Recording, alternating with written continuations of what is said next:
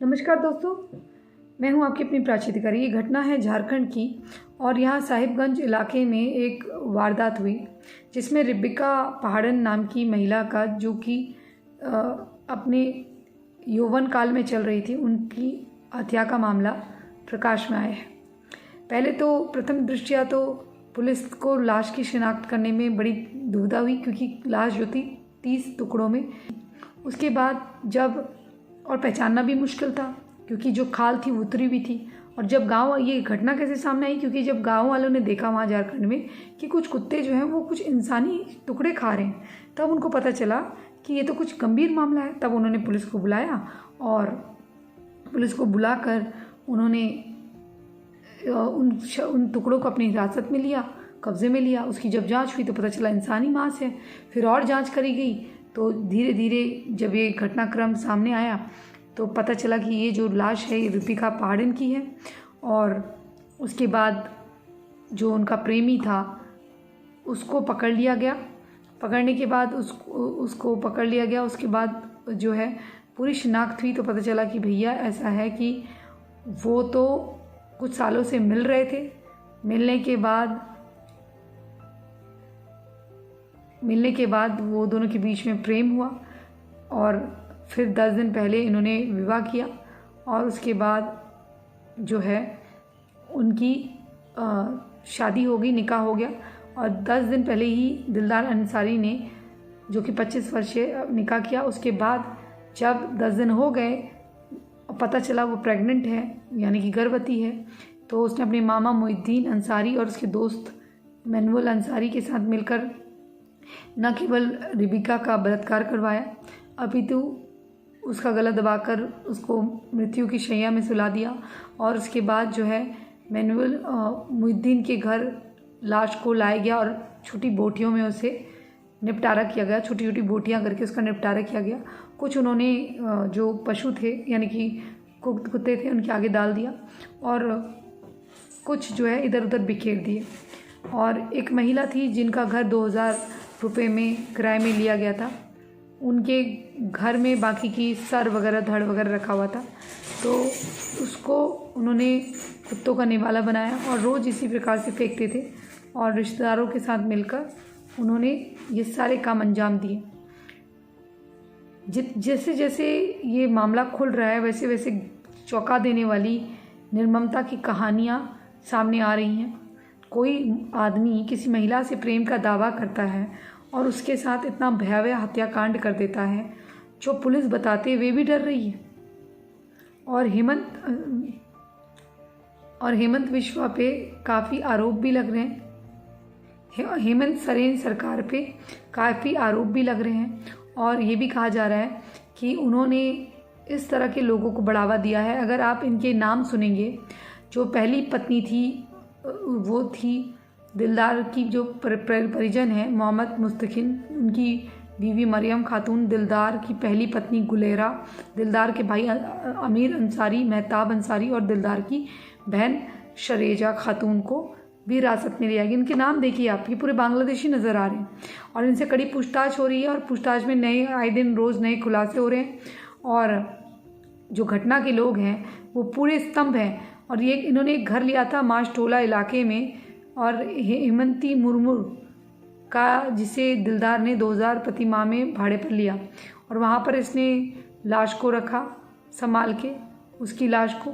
उसके बाद 12 हिस्से बरामद अभी तक हो गए हैं और जो सिर है और उसके अन्य हिस्से अभी तक पुलिस को नहीं मिल पाए हैं। इन्होंने क्या करा है उसके साथ ये तो भगवान जाने। लेकिन गांव में अभी तक पूरा पुलिस बल तैनात कर दिया गया है। बहुत ही ख़राब माहौल दिख रहा है और गांव वालों में बहुत ही ज़्यादा आक्रोश है। और ये जो आंगनवाड़ी केंद्र है उससे 300 मीटर दूर एक बंद पड़े घर में बरामद किए गए हैं जो कुछ टुकड़े हैं। अब आप बताइए दोस्तों, ये कौन सा प्यार है? पूरी दुनिया में एक कौन सा प्यार निभा रहे हैं? कौन सा प्यार निभा रहे हैं? कौन सा इनके जीवन में इस तरह के चीज़ें हैं जो ये पाना चाहते हैं, जिसके लिए सब कांड करते हैं? हमने सुना था कि श्रद्धा का जो कातिल था आफ्ताब, वो कह रहा था कि मुझे जन्नत नसीब होगी और मेरा अभी भी कुछ नहीं बिगड़ा है और मुझे जन्नत नसीब होगी और मैं मरने से नहीं डरता। तो ये जन्नत के टिकट के चक्कर में आपकी जो बेटियों को कत्ल करा जा रहा है, उनको ये जानना बहुत ज़रूरी है कि प्रेम अपनी मान्यताओं के मानने वाले इंसान के साथ होता है, जिसके दिल में दया भाव हो, जिसके वहाँ जीवन भर मारकाट रही है, या महिला का कोई दर्जा ही स्थान ही ना हो, और जो हमको ना माने उसको ख़त्म करना है ये मानसिकता हो, और जो अपने पूर्वजों के इतिहास अल हिंद की लड़की 2 दिरहम, ये जो कहानियाँ हमारे बड़े बूढ़े सुनाते हैं कि लड़कियों के साथ ही महिलाओं के साथ ऐसा होता था, वो उसको सुनकर भी अभी तक जो सीख ना पाए, उनके लिए मुझे बेहद खेद है। वो आगे चलकर एक नई श्रद्धा, एक नई रिबिका बन सकते हैं। ये रिबिका पहाड़िन की कहानी, जो रिबिका पहाड़िन की कहानी है, ये आपको सोचने पे मजबूर कर देती है कि क्या आप आगे चलकर किसी आफताब और किसी अंसारी से प्रेम करने का अगर सोच रहे हैं तो समझ लीजिएगा आप उनके लिए जन्नत का टिकट और अपने लिए सूटकेस या लुथड़ों में बदलने की तैयारी कर रहे हैं। आपकी सांसें रुक जाएंगी, आपका जीवन समाप्त कर दिया जाएगा। ये कोई प्रेम नहीं है, एक घटना हो। आखिर यही क्यों कर रहे हैं ऐसा क्या है?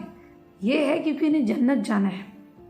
और आप चाहे ये कितने भी पढ़े लिखे हो जाएं, इनके मन में एक बात है कि काफिर की हत्या या मृत्यु तुम्हारे हाथों अगर होगी और उसको जितना तुम तड़पाओगे, उसके मारना तो एक अलग बात होती है, उसके साथ जो एक तड़पाना होता है, वो जितना तड़पाओगे, वो जितना तड़पेगी, उतना तुम्हारे लिए अच्छा होगा और तुम उतनी जल्दी जन्नत जाओगे।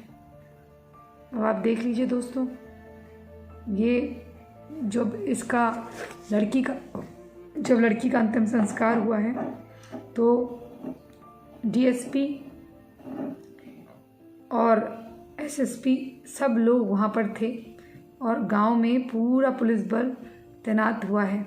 50 टुकड़े लगभग कंप्लीट किए गए हैं और जो शव है उसको 18 टुकड़ों में काटा गया है। कोई कह रहा है कि 50 टुकड़े हैं और कोई कह रहा है 18 टुकड़े हैं। अब राम जाने क्या है, लेकिन हाँ ये चीज़ हुई है और ये श्रद्धा वाले को